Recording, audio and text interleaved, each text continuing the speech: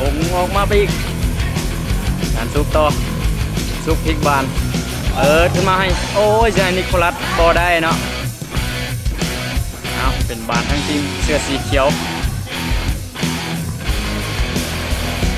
คลองบานอยู่นะมาทีเบอร์11ครับหลังมาครับเบอร์11ได้ก่อนยิงลูกนี่หายเลยเรียบร้อยแล้วครับเรียบร้อยของเฮียนจีนแล้วครับเอาขึ้นไล่ขึ้นมาแล้วเนาะตอนนี้ก็ประมาณ3-4เนาะกรรมการเป็นเราโอ้ยดนยังได้จับขึ้นที่1เป็นวะเอาลูกยิงของนิโคลัสเนาะลูกนี้เป็นเอิ้นว่าลูกไฟไหม้เอาลูกไฟเป็นวะยิงมาแล้วลูกนี้เป็นอะไรโอ้โหดาวเตะสูงสุดเป็นวะทีมนั้นทีมสีเขียวเปิดเข้ามาโอ้ลูกนี้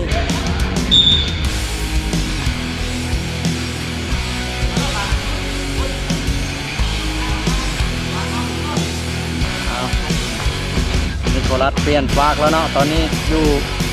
ทางเบื้องซ้ายอยู่ทางมือขวาโดนเติมแล้วพอได้บานเท่านั้นมินได้บานไรเนาะ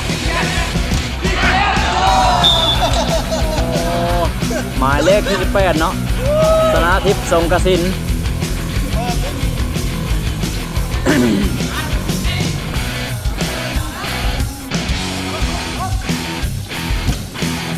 ขึ้นมา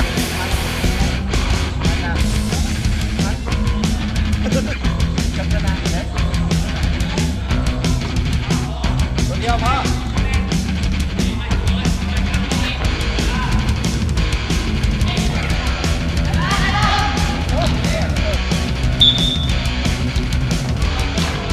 ตอนนี้ทีมสีเขียวครับบุกจี้เข้าไปเต็กๆเนาะ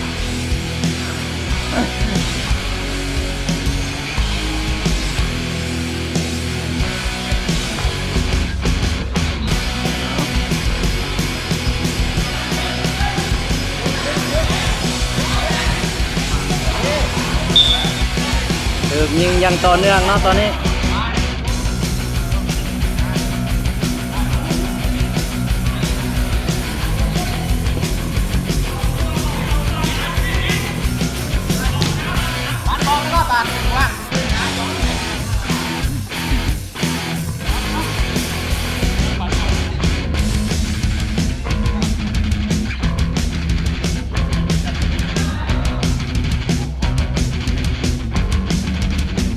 พักการพักแล้วนะบานเป็นทางของเขาเบิดโอ้ย